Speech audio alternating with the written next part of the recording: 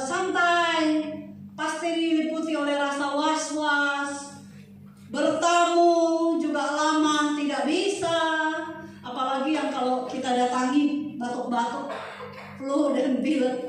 Nah, hari ini banyak yang jemaat yang tidak hadir ya, flu, batuk, pilek.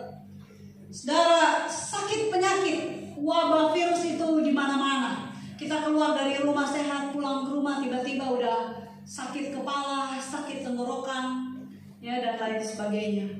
Jadi kita menghadapi situasi yang tidak mudah dari segi kesehatan. Kesulitan ekonomi ya yang terjadi. Banyak keluarga-keluarga, saudara, semua orang di seluruh dunia mengalami kesulitan ekonomi karena pekerjaan yang dipangkas. Tadinya saudara bisa masuk dari Senin sampai Sabtu, hanya masuk 3 kali, hanya masuk 4 kali, supaya bisa berbagi dengan saudara-saudara yang lain. Gaji 2 juta menjadi 1 juta, gaji 3 juta menjadi 1,5, yang 1,5 menjadi 700. Saya mendengar kesaksian dari salah satu jemaat ya, yang pramugari, saudari Eva waktu itu dia cerita miris sekali pramugari ya, dari gaji yang sangat tinggi berjuta-juta itu saudara ketika dimeskan tidak terbang itu saudara hanya menerima 900, 800 hanya untuk biaya hidup, dan banyak orang saudara mengalami ya. Kemudian peningkatan penyakit mental ya, orang stres banyak. Saya berdoa jemaat di tempat ini tidak stres. Peningkatan kegelisahan, ya, gelisah, tidak tenang, takut, khawatir, ya, penyakit mental saudara naik sehingga rumah sakit jiwa itu saudara penuh banyak. Kalau tidak dibawa ke rumah sakit, akhirnya saudara di rumah. Nah, hati-hati saudara, kita harus mengamati diri kita sendiri, jangan sampai kita mengalami gangguan mental.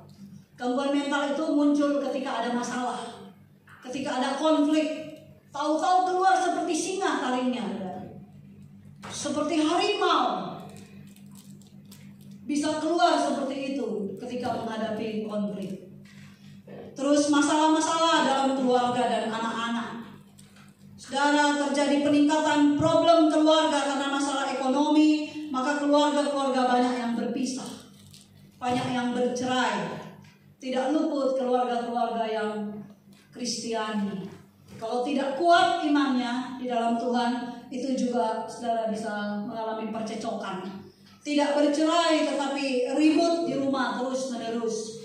Tidak ada damai sejahtera.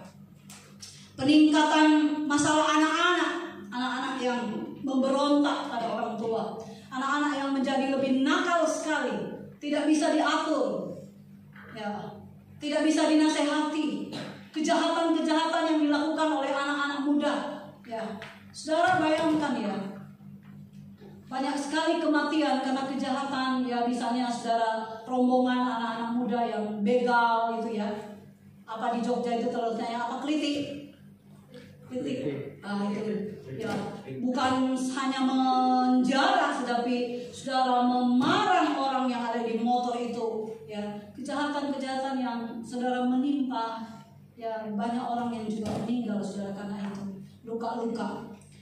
Saudara, saya kasih dalam Tuhan, pemerkosaan, kejahatan seksual yang sangat tinggi karena anak-anak pegang handphone non-stop 24 jam. Sehingga bisa mengakses segala hal apa saja, dan orang tua tidak ada evaluasi, tidak ada saudara pemeriksaan kepada handphone anak. Saudara, sehingga kebablasan di dalam handphone sudah omongannya porno, sara, kotor, dan menimbulkan hawa nafsu. Sehingga terjadi saudara peningkatan pemerkosaan, baik oleh kakek-kakek, baik oleh anak-anak muda dan lain sebagainya. Ini yang Alkitab katakan bahwa di akhir zaman kejahatan, ya, kemurtatan manusia akan meningkat. Saudara yang saya kasih dalam Tuhan, kemudian saudara ada perang yang sekarang berkecamuk ya, dan menimpa saudara. Perang antara Rusia dan Ukraina juga menimbulkan gejolak-gejolak di dalam dunia ini. Kita menghadapi masa-masa yang tidak mudah. Ada pemanasan global yang mengakibatkan perubahan cuaca yang sangat ekstrim, ya, suhu yang sangat ekstrim, panas yang sangat panas luar biasa. Jogja ini saja kalau tidak hujan, ya, tadi malam hujan jadi pagi ini sejuk. Tapi kalau tidak hujan, 1 minggu saja kita merasakan begitu panas di rumah kita, ya. Kipas angin saya kira laris, ya. AC pasang terus. Tapi saudara, di tempat kami di Jeragung itu juga malah mati listrik sering. Berturut-turut, tiap sore mati, siang mati. Waduh saudara, betapa tidak enak ketika mati listrik, ya. Kepanasan, gerah, rumah ventilasinya kurang, pasukannya banyak, tidak bisa tidur saudara karena panas. Jadi kita menghadapi saudara, ya, kesulitan. Harga barang semua naik karena perubahan cuaca, panen gagal. Semua bumbu-bumbu naik. Ya, ibu-ibu tahu itu bagaimana, ya, kenaikan semua harga-harga. Tadinya 9.000 jadi 10.000 jadi 11.000. Semua naik saudara. Tidak ada yang turun. Bapak Ibu dan saudara yang saya kasih dalam Tuhan, kondisi ini membuat banyak orang itu mengeluh. Cenderung untuk mengeluh, cenderung untuk bersungut-sungut, cenderung untuk ngomel. Kondisi seperti ini, saudara, kalau rumah kita rohana, tidak rohani, kalau saudara di dalam rumah tidak menciptakan kerajaan Allah, tidak memutar lagu-lagu rohani, tidak berdoa bersama-sama dalam keluarga, maka atmosfer rohani itu akan sangat lemah di dalam rumah tangga kita. Saudara, maka akan keluar saudara segala omelan-omelan, sungut-sungut dari dalam hidup kita. Karena kita tidak mendengar apa yang Tuhan mau. Kita hanya melihat masalah dan masalah dan masalah. Kita hanya melihat problem dan problem. Sehingga mulut kita senantiasa mengeluh, ya, senantiasa marah kepada Tuhan, kepada suami, kepada istri, kepada anak-anak yang tidak berdosa, anak-anak yang tidak tahu apa-apa kadang-kadang. Saudara yang saya kasih dalam Tuhan, ini tantangan bagi gereja Tuhan. Di tengah-tengah situasi ini bagaimana saudara kita hidup berkemenangan terus-menerus. Kabar baiknya saya dan saudara di dalam Kristus, ya, di dalam Kristus kita adalah pemenang. Katakan amin. Tetapi kita anak-anak Tuhan Yesus, kita ditentukan mengalami kemenangan dalam kehidupan ini. Saudara ingat dan hafalkan firman Tuhan. Mari kita membaca Roma 8 ayat 37. 1, 2, 3. Tetapi dalam semuanya itu kita lebih dari orang-orang yang menang oleh Dia yang telah mengasihi kita. Tetapi dalam semuanya itu kita ini lebih dari orang-orang yang menang. Amin. Katakan, saya ini lebih daripada pemenang. Dalam semuanya itu Rasul Paulus menuliskan di dalam kitab Roma ini, di dalam pasal 8 ini, bahwa di dalam semua pergumulan hidup manusia, menghadapi ketelanjangan, artinya saudara pakaian tidak cukup, menghadapi kelaparan, artinya panen gagal, apa-apa mahal, mengalami saudara kesesakan, penganiayaan, mengalami saudara bahaya, banyak hal yang dapat memisahkan kita dari kasih Allah. Tetapi Rasul Paulus berkata, dari semua penderitaan yang terjadi di dalam dunia ini, kita itu, yaitu umat yang dikuduskan, umat yang telah ditebus oleh darah Yesus, umat yang telah dibeli dan harganya telah lunas dibayar, itu lebih daripada pemenang. Amin. Lebih dari orang-orang yang menang. Amin. Maka gerejanya percaya bahwa DNA-mu adalah DNA pemenang. Engkau tidak diciptakan untuk gagal, tidak dipanggil untuk gagal, tidak dipilih untuk gagal, tetapi dipilih dan dipanggil untuk menang dalam hidup ini. Amin. Kita berkemenangan oleh karena Tuhan Yesus Kristus. Kita percaya, ya, sampai hari ini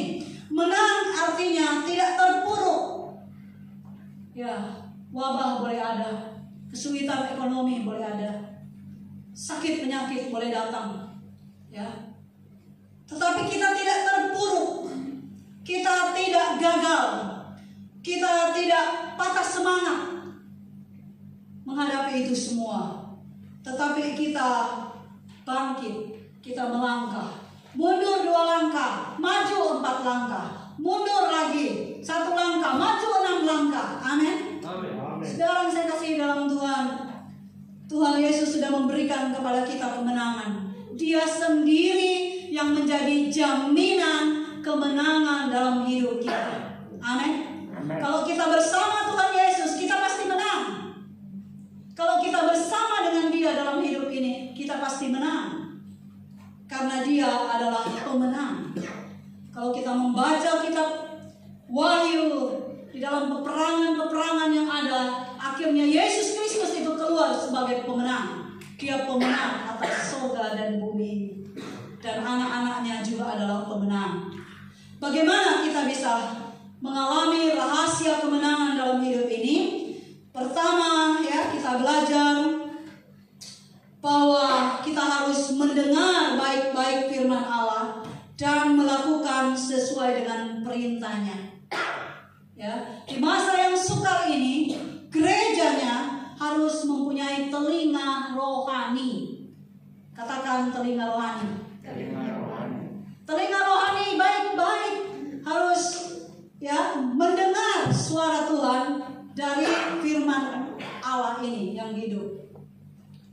Di dalam dunia ini ada banyak sekali suara. Ada suara dunia, suara diri sendiri, ada suara setan, dan ada suara Tuhan. Amin. Ada suara Tuhan, ada suara dirimu sendiri, ada suara dunia, ada suara setan. Tetapi anak-anak Tuhan harus mendengar, memilih untuk mendengar suara Tuhan. Amin. Mari kita membaca bersama-sama, ya, firman Tuhan yang mengajarkan kepada kita untuk mendengarkan suara Tuhan di dalam hidup ini. Mari kita lihat Roma 9 ayat 6a berkata kepada kita, 1, 2, 3. Akan tetapi firman Allah tidak mungkin gagal. Amin. Akan tetapi firman Allah itu tidak mungkin gagal. Janji-janji Allah di dalam Alkitab itu tidak mungkin gagal. Janji Allah di dalam firman Allah tidak mungkin gagal. Bapak, Ibu, dan Saudara yang kasih dalam Tuhan, mari kita membaca Ulangan 8 ayat 1. 1, 2, 3. Segenap perintah yang kusampaikan kepadamu hari ini haruslah kamu lakukan dengan setia, supaya kamu hidup dan bertambah banyak, dan kamu memasuki serta menduduki negeri yang dijanjikan Tuhan dengan sumpah kepada nenek moyangmu. Saudara yang saya kasih dalam Tuhan, mendengar baik-baik suara Tuhan, ya, perintah-perintah Tuhan, dan menjalankannya di dalam kehidupan kita setiap hari, maka kita akan mengalami yang namanya surplus, yang namanya abundant, kelimpahan pikiran yang penuh damai sejahtera, kelimpahan sukacita, kelimpahan damai sejahtera, ketenangan dalam hidup, tidak panik, tidak khawatir, tidak takut. Bapak, Ibu, dan Saudara yang kasih dalam Tuhan, kenapa kita harus mendengar baik-baik suara Tuhan? Harus mendengar baik-baik firman Allah ini. Karena firman Allah itu adalah kekal. Ya, segala sesuatu di dalam dunia ini akan lenyap. Langit dan bumi akan berlalu, tetapi perkataan Allah tidak akan berlalu. Amin. Segala sesuatu yang kita lihat, megahnya kota Jogja ini, megahnya mall, megahnya rumah kita. Kita bangga dengan apa yang kita miliki. Baju, perhiasan, semua yang kita banggakan, semua itu akan hilang, akan lenyap. Rumah yang kita bangun akan lenyap. Tetapi firman Allah itu kekal untuk selama-lamanya. Dia tidak akan lenyap. sekalipun dunia ini akan lenyap. Dan firman Allah itu yang tidak lenyap itu yang tinggal di dalam hati daripada anak-anak Tuhan yang percaya kepadanya. Amin. Tinggal di dalam hatimu. Sekalipun kamu berjalan tidak bawa ini Alkitab karena besar ya. Pak Ibu tidak mungkin mau bawa ini ke mall, ke pasar, atau di dalam mengendarai motor atau mobil. Tetapi di dalam mobil firman Allah itu ada di hatimu, ada di pikiranmu, ada di tempat tidur ketika engkau tidur, ada di tempat di mana engkau ketika engkau belajar, ketika engkau bekerja, ketika engkau menjaga anak, ketika engkau memasak, ketika engkau mengatur rumah tangga. Firman Allah itu berbicara di dalam hidup kita. Jadi firman Allah ini berkuasa. Kitab Ibrani berkata kepada kita bahwa firman Allah itu seperti pedang bermata dua. Dia berkuasa. Dia membedakan pertimbangan dan pikiran hati manusia. Dia menusuk amat dalam di hati kita. Dia memberitahukan kepada kita akan dosa, akan penghakiman, akan kebenaran. Jadi saudara yang saya kasih dalam Tuhan, firman Allah itu hebat. Amin. Dia dahsyat, dia ajaib. Sehingga kita harus mendengar baik-baik. Dikorek kupingnya, jangan sampai salah dengar. Saudara, ada satu anak saya perintahkan saudara untuk membawa ikan teri. Ya. Saya ngomong baik-baik ini, bawa ikan teri. Bawa ikan teri ini ke rumah mami, taruh di meja, tutup. Kalau enggak, taruh di kaca, lemari kaca. Paham? Paham mami? Oke, saya lagi masak ini di Rai ya. Jadi saya perintahkan anak ini, anak tercinta ini, taruh ya lauk di meja. Setengah jam berikut saya datang saudara ke Rai, ke rumah saya. Saya cari, saya bilang mana itu teri? Nggak ada teri di sini. Saya lihat di lemari kaca, nggak ada teri. Wah, di mana terinya ini? Saya langsung manggil, Visya, Cynthia, yes madam. Visya kalau menjawab saya sekarang begitu, yes madam. Terinya di mana? Nggak tahu madam. Wah, di mana ini teri? Mana terinya nih? Suara saya besar sekali dan Benson mendengar. Ini terinya ada di mobil, lagi dipegang-pegang oleh anak kekasih. Ini terinya di mobil. Kenapa? Kenapa ada di mobil? Kenapa tidak ditaruh di meja? Dia bilang ini katanya mami suruh bawa ke Kaliaji. Ikan teri seutil saudara di piring itu seutil. Tidak ditutup rantang. Jadi dia menguap di dalam mobil. Saya bilang astagfirullahaladzim. Aduh, Pieto, sini. Mami bilang apa tadi? Hah? Apakah engkau mendengar kata Kaliaji? Enggak. Lalu kenapa mau dibawa ke Kaliaji? Saudara, demikian juga saya dan saudara, betul nggak? Tuhan suruh taat, tapi kita nggak mendengar. Kita mendengarnya itu separuh. Kita mendengarnya seperempat. Tuhan bilang jangan takut, aku menyertai engkau, jangan khawatir. Aku mencukupi segala kebutuhanmu. Jangan kamu khawatir, jangan kamu susah. Kesusahan hari ini cukup hari ini, hari besok tidak usah kamu pikirkan. Tapi kita enggak. Kita mikir lebih banyak daripada apa yang Tuhan perintahkan. Ya, karena telinga rohani kita itu macet, banyak kotoran, sehingga kita tidak mendengar suara Tuhan. Ini banyak gereja tidak pernah mendengar suara Tuhan. Saya berdoa, kami berdoa sebagai gembala jemaat di tempat ini. Engkau belajar mendengar suara Tuhan. Engkau tahu Tuhan suruh apa di hari-hari yang sulit ini. Bagaimana engkau berbisnis, bagaimana engkau membangun rumah tangga, bagaimana engkau berrelasi dengan orang lain, bagaimana engkau mengatur keuanganmu, bagaimana melipat gandakan keuanganmu, sehingga tidak terjadi hutang menumpuk dan kejerat di leher. Saudara, Tuhan berbicara untuk semua area, mendidik anak.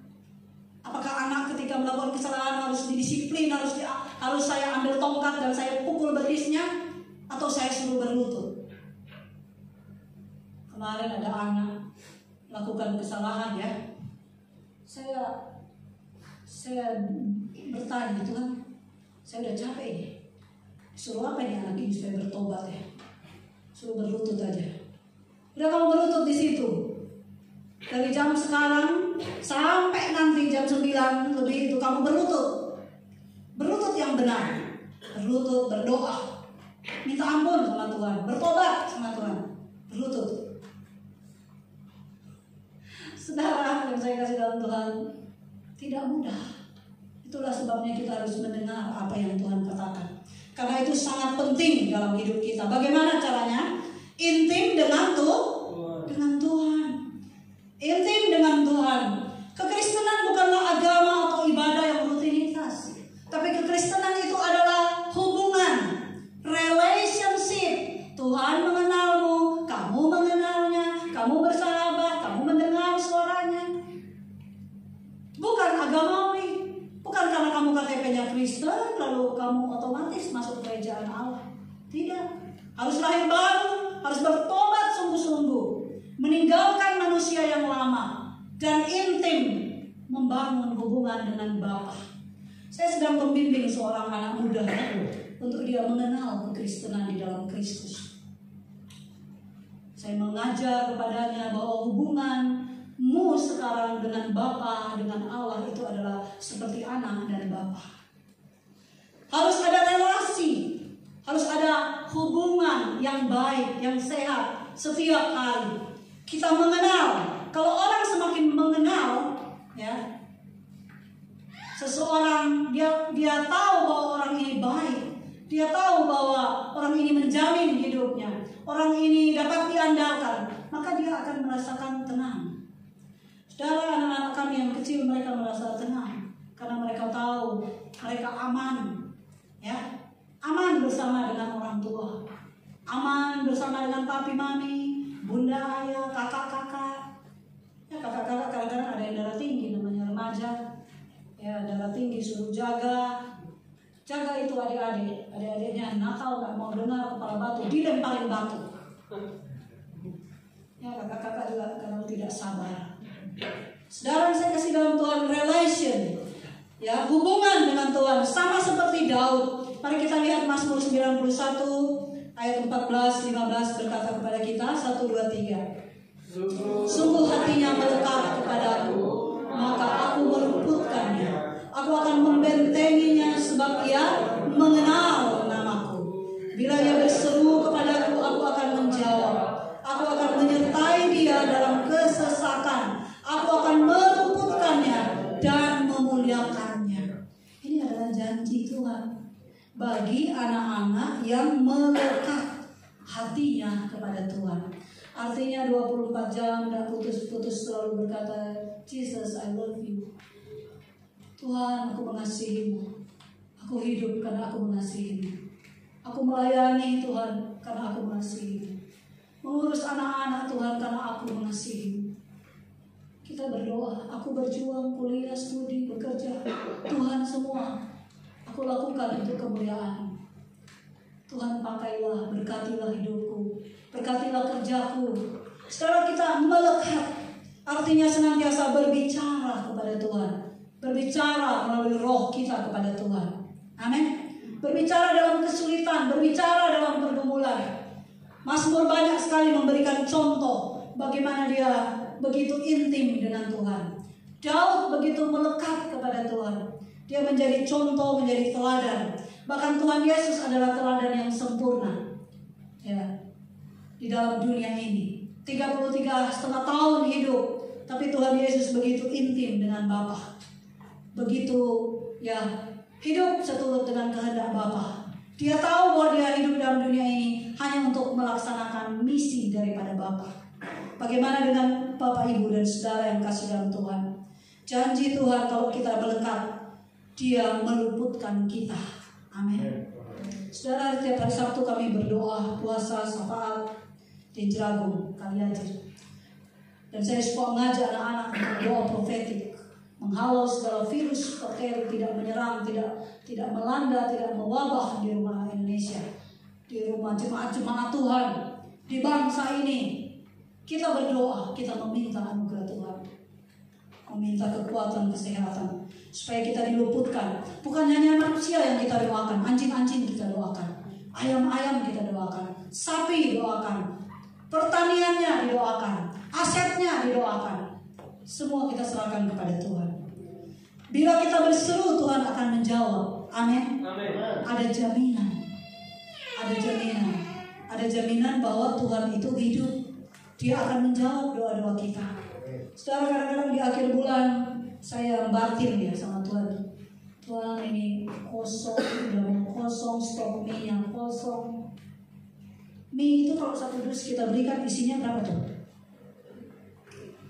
48. Ya toh? Isi daripada mie Indomie Super Mie itu kan 48 kalau kita beli. Bapak Ibu tahu kalau rumah anak Indonesia itu hanya untuk, kalau untuk sarapan 15 bungkus. Pagi itu satu asrama yang di Jeragung 15 bungkus sampai kadang-kadang 16 17. Karena kadang-kadang ada yang belum makan, yang lagi pergi kerja di pertanian, di peternakan. Asrama yang satunya lagi mungkin sekitar 13 ya Bunda ya. 10. Berarti sedikit-sedikit ngasihnya. Nah, sedikit-sedikit ngasihnya kalau 10 kan. Itu dibagi-bagi, sedikit-sedikit ngasihnya. Jadi mie itu kan satu dus hampir 100.000 harganya. 98, ya 93, 98. Jadi saudara, kalau sudah habis, mau habis, kita batin ini, saya batin kosong ini ya. Saya akan ngatur-ngatur stok gitu. Tuhan tolonglah, ini udah habis, ini bicara sama Tuhan. Dulu saya pernah saudara curhat sama Tuhan, doa di batin. Karena daging B2 itu kan mahal sekali ya. Di Jogja ini jadi 130.000 1 kilo. Dulu waktu 70, 60, 80 saya masih beli. Ya sekali saya beli itu 7 kilo, 8 kilo untuk anak-anak. Sekali makan itu pun satu anak itu 3 potong loh saudara. Kan B2 itu kalau 1 kilo kita rebus mengkeret, mengecil. Jadi saya potong. Lalu anak-anak saya dari Papua bilang begini, Mami, berapa satu orang itu, satu potong? Berapa satu orang? Saya bilang 3. Ya, besar harusnya gitu kan. Lalu ketika tidak pernah membeli lagi, mereka suka tanya, kok kita nggak pernah ya makan daging itu, katanya gitu. Saya bilang berdoa, soalnya Mami itu kalau beli untuk kalian kan sekarang tuh harganya 130 loh. Dia mikir-mikir, nyanda, bonda. Dia mikir 130, tapi anak-anak itu kan nggak nyanda harga. Bagi dia yang penting dia makan. Dia nggak tahu tuh mau mahal, murah. Mau susu ya susu, seperti Alfonso itu. Bunda, susu, aku mau minum susu. Dia nggak tahu itu susu itu mahal, murah. Yang penting susu ada. Jadi saudara saya kasih Tuhan batin gitu ya. Satu tahun lalu saudara saya batin ya. Ketika mahal itu, bulan Oktober itu saya batin Tuhan. Mau kirimilah kami itu daging B2. Mau gerakkanlah Tuhan. Usaha kek. Siapa kek yang banyak duitnya itu ngasih B2. Saya cuma berdoa begitu tuh sambil lalu saudara. Cuma ngomong aja begitu sambil jalan, sambil melakukan tugas ya. Kemudian saya lupa, karena saya serahkan sama Tuhan lah. Tahu-tahu saudara, ada pengusaha datang dengan cara yang ajaib. Dan dia membelikan untuk rumah anak Indonesia itu saudara 30 kilo. 30 kilo B2 dan juga B1.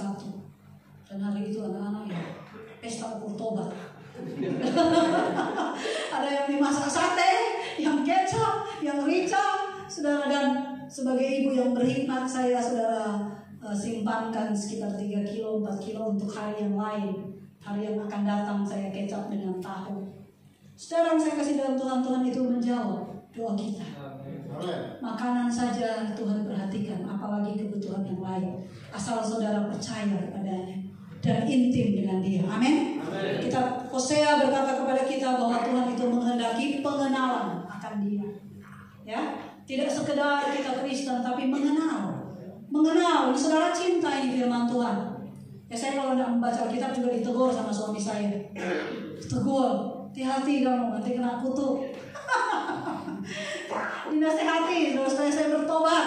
Saudara, saya kasih dalam Tuhan kita hidup ya saudara harus mengenal pribadi yang kita sembah, yang kita layani. Amin. Kemudian yang kedua, saudara.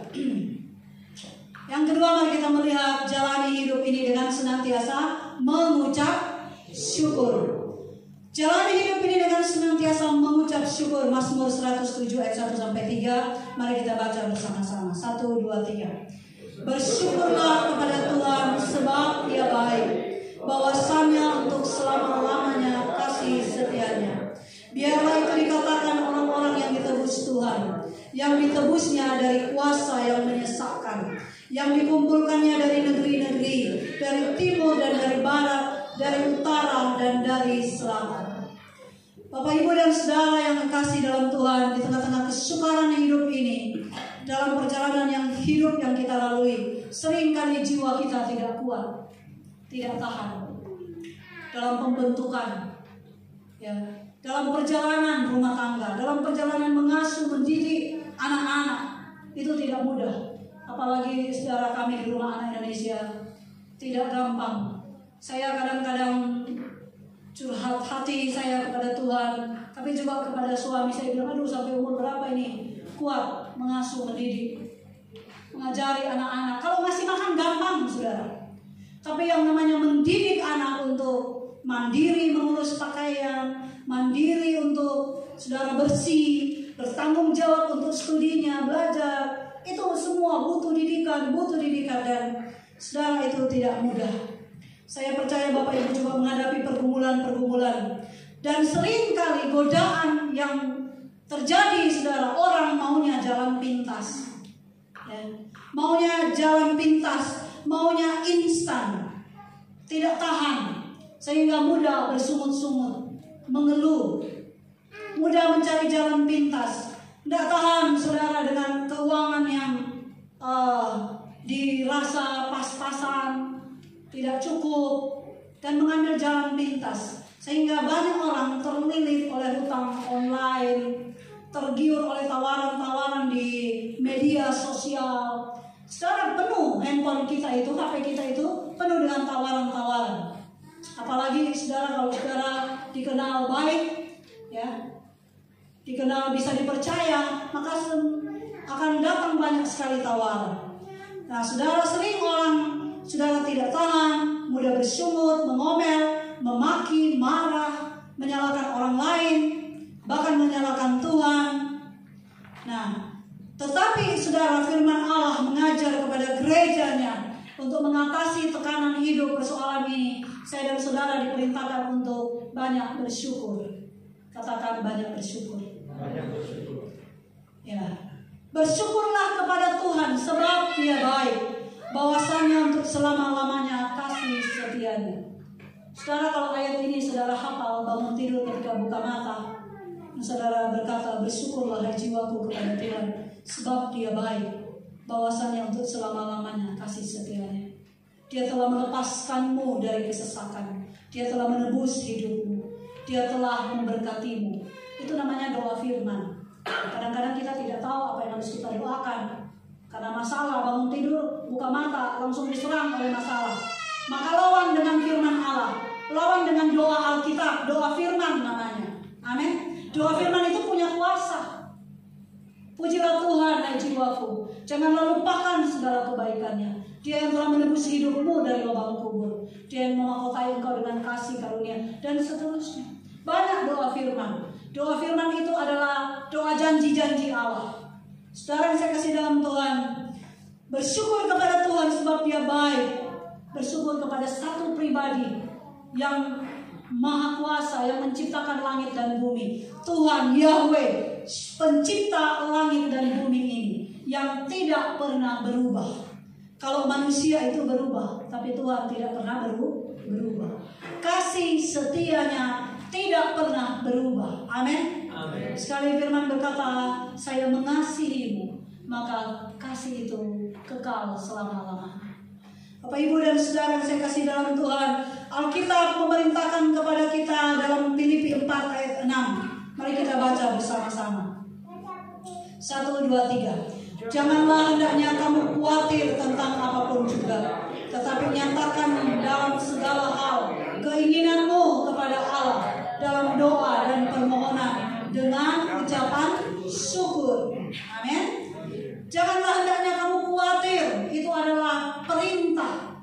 daripada Tuhan.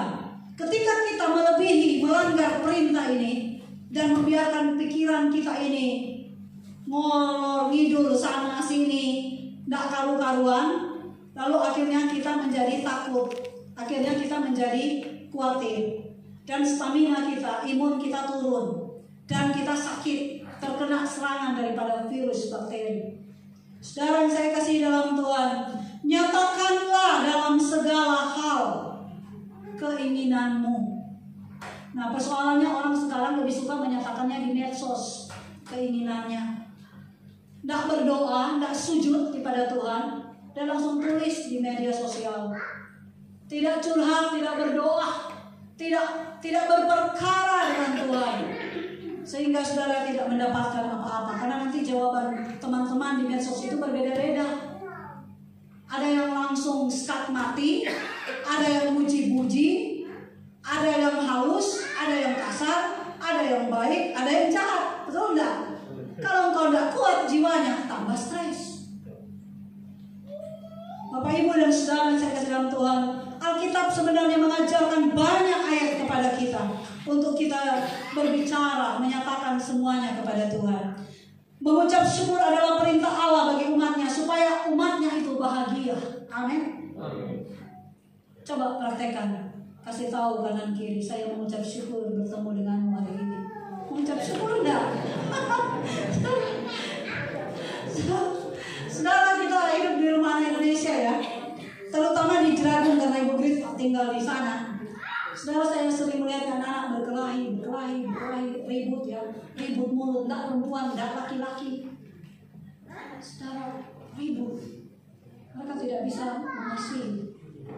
Ya tidak tiap hari, tapi selalu ada konflik. Lalu akhirnya saya bilang, gimana ini Tuhan?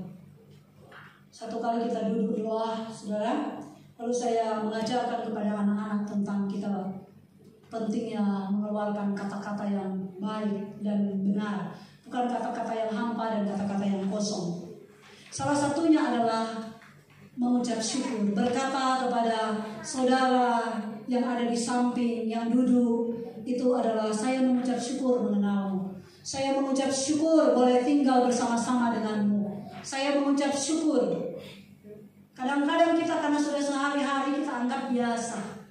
Anak-anak yang punya orang tua lengkap, udah biasa, papa mama ada, bangun tidur ada, papa mama ada, papa mama. Sehingga dia tidak merasa sesuatu yang akan kehilangan. Tapi ketika kehilangan mendadak, dia stres dan depresi. Tapi waktu ada, tidak memuji mamanya, tidak memuji ibunya, tidak berterima kasih untuk orang tua, tidak bersyukur untuk makanan disajikan karena tidak pernah kelaparan, ya, makanan selalu ada, jadi pilih-pilih, ya, bahkan dilempar makanan kalau tidak sesuai dengan selera. Tapi di sini enggak, amin. Di sini baik-baik semua ya, selalu bersyukur. Saudara saya kasih dalam Tuhan, mengucap syukur itu, saudara, dalam segala hal itu dikehendaki Allah dalam Kristus Yesus bagi kamu. Jadi kalau ada masalah-masalah, saudara bawa kepada Tuhan, bahkan ucapkan syukur atas masalah itu. Bisa? Orang Kristen yang dewasa, dia mengucap syukur untuk penderitaan. Karena penderitaan itu membawa dia dekat kepada Tuhan, membawa dia tekun. Mengucap syukur kadang-kadang untuk penyakit yang diizinkan oleh Tuhan. Sakit supaya kita belajar rendah hati. Sakit supaya kita istirahat, rest, dan membangun hubungan yang baik dengan Tuhan. Minta ampun atas segala dosa-dosa kita. Perbaiki hubungan kita dengan orang lain. Saudara yang saya kasih dalam Tuhan, ada kuasa yang sangat besar kalau kita ini senantiasa bersyukur kepada Tuhan. Amin. Saudara, dalam doa syafaat saya mengucap syukur untuk rekan-rekan sekerja di rumah anak Indonesia. Mengucap syukur untuk jemaat-jemaat Tuhan. Keluarga disebutkan dari Jalan Kaliurang sana, semua turun disebutkan. Sampai ke Sentolo, telah semua didoakan. Bahkan anak-anak kecil itu dia mendoakan keluarga-keluarga jemaat. Saya mengucap syukur untuk semua tim di rumah anak Indonesia, di Rapi, gereja. Saudara, timnya yang luar biasa, tim pelayanannya luar biasa. Karena paralel, menghandle gereja, menghandle rai. Itu namanya kapasitasnya besar. Menghandle rapi, menghandle gereja, kapasitasnya besar. Bukan hanya bekerja di satu tempat, bukan hanya mikirin di satu tempat. Kapasitasnya besar. Saya berkata kepada Bunda Yovita, kamu itu pemimpin. You have to look yourself as a leader. Kamu harus melihat dirimu sebagai seorang pemimpin. Saudara adalah pemimpin keluarga, pemimpin bangsa ini, pemimpin anak-anak. Betul nggak? Dan kita mengucap syukur Tuhan memberi tanggung jawab, ya, tanggung jawab yang besar kepada kita untuk mendidik anak-anak generasi. Saudara, saya kasih dalam Tuhan, jadi banyak-banyak mengucap syukur. Pagi ini bangun tidur, jemaat sudah bersyukur? Syukur. Puji Tuhan, ya, bersyukur untuk cuaca yang baik, untuk suami yang kita bersyukur. Terakhir, saudara, memiliki etos kerja dalam usaha-usaha yang produktif. Bagaimana bisa menang dalam level ekonomi? Dalam Tuhan memberikan kita talenta. Talenta, katakan talenta. Talenta itu diberikan, potensi itu diberikan. Semua kita, tergantung kita bagaimana menggunakannya. Filipi 1 ayat 22, Paulus berkata kepada kita, mari kita baca bersama-sama. Dan Amsal 10, 1, 2, 3. Tetapi jika aku harus hidup di dunia ini, itu berarti bagiku bekerja memberi buah. Jadi mana yang harus kupilih aku tidak tahu. Amsal 1, 2, 3. Tangan yang lamban membuat miskin, tetapi tangan orang rajin menjadikan kaya. Saudara mau diberkati Tuhan? Ya, kita mau melihat anak-anak kita itu tidak miskin, tapi diberkati oleh Tuhan. Maka kita harus menjadi orang tua, menjadi pribadi-pribadi yang rajin untuk bekerja, punya etos kerja yang tinggi. Katakan etos kerja yang tinggi. Punya etos kerja yang tinggi, punya semangat, punya passion, punya gairah yang kuat untuk mencapai sesuatu. Saudara yang saya kasih dalam Tuhan, kalau lamban berpikir lelet. Ya Pak Gembala pernah bilang apa itu katanya? O2M.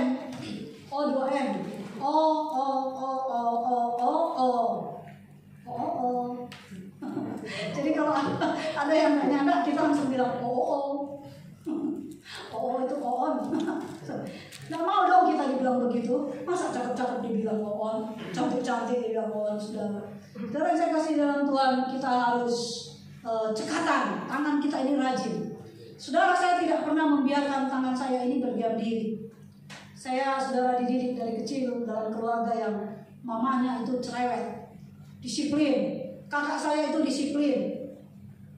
Bangun tidur, subuh, berdoa, kerja, rajin, harus ini, harus bersih. Makanya saya cerewet kalau soal kebersihan, soal apa, karena saya tidak suka kotor. Dan juga tidak suka melihat malas-malas. Masa masih muda tidur 10 jam satu hari. Terus penyakit, ya, lamban bergerak, dan lain sebagainya. Itulah, saudara, kita mendidik generasi sekarang untuk saudara jangan lamban. Sebab kalau lamban akan miskin. Kalau malas, miskin. Waktunya belajar bikin paper ya bikin. Waktunya belajar soal ya buat. Sekarang teknologi apa saja bisa. Belajar bahasa Inggris nggak ke tempat kursus. Belajar langsung di internet itu bisa, saudara. Kalau zamannya kami dulu, kalau nggak ada uang ya nggak bisa belajar. Saudara saya kasih dalam Tuhan harus rajin. Amin. Rajin dimulai dari diri sendiri.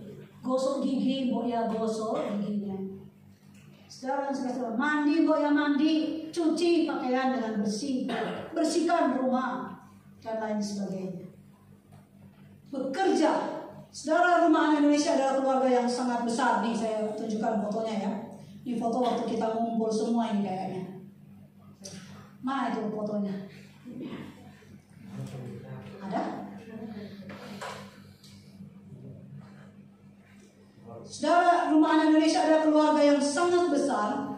Sehingga saudara, kita tidak boleh bergantung, saudara, mengandalkan pemberian-pemberian orang, saudara ya. Kita tidak boleh bergantung mengandalkan sumbangan, pemberian atau apa. Tapi kita juga harus saudara bekerja, harus saudara berusaha dengan talenta yang Tuhan beri kepada kita. Saudara, saya punya talenta itu memasak. Saya suka memasak ya. Dulu waktu kuliah, saudara, tidak suka memasak. Tapi saudara, setelah punya banyak anak, saya belajar. Dulu saya tidak tahu bikin roti. Pernah saya buat roti, saudara. Maksud saya untuk saya dan suami saya. Kerasnya kayak batu. Dan saya frustrasi membuat roti. Karena tidak lulus. Saya lempar roti itu ke dinding, saudara. Dan bunyi buk. Saya telepon adik saya, ini resep bagaimana sih kok nggak jadi rotinya? Adik saya bilang, itu kamu pasti salah deh, gini. Malas aku nggak ya, aku bilang gitu. Kemudian lihat anak-anak ini suka makan roti, makan kue. Saya pikir ini kalau beli terus berat di ongkos. Akhirnya saudara belajar ya. Sekarang kita tularkan ilmunya kepada anak-anak perempuan. Dan puji Tuhan anak-anak perempuan kami saudara sudah bisa. Mereka udah bisa bikin adonan donat, yapong, roti, kue-kue yang lain mereka bisa. Bahkan Bunda ini spesialis kue ulang tahun. Jadi ada orang-orang yang pesan, ya banyak yang pesan-pesan. Ya harganya sesuai kantong saudara, mau pesan 100 boleh, mau dibuatin 50.000 boleh, 75 boleh. Ibu Sani itu pintar bikin kue ya. Ini ibu saya di belakang itu, yang kacamata. Dia pintar bikin kue, kuenya juga enak-enak. Saya pernah pesan ya waktu acara. Nah, saudara, kita punya talenta apa? Ya, talenta ikan. Hobi makan ikan. Saya biasa menggarap ikan. Tahu resepnya. Udah kita nggak usah malu-malu. Kita buka warung di depan rumah, depan asrama. Ngapain malu? Ya kan? Kita nggak mencuri, nggak merugikan orang lain. Nggak perlu malu.